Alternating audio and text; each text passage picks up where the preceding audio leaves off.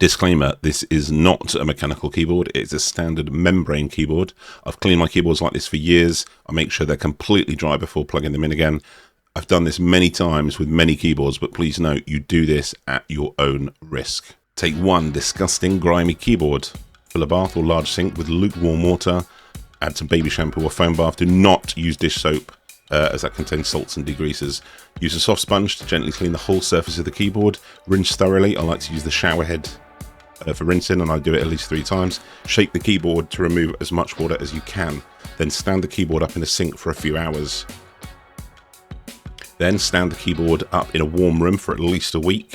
I turn it around halfway through, and I like to use a tray so I don't wet the carpet. Keyboard is now good as new. Plug the keyboard in, go to a keyboard testing website, test all the buttons. Now, enjoy typing on that new clean keyboard. Don't forget to subscribe and click thumbs up for more videos like this. Thank you for watching. See you next time.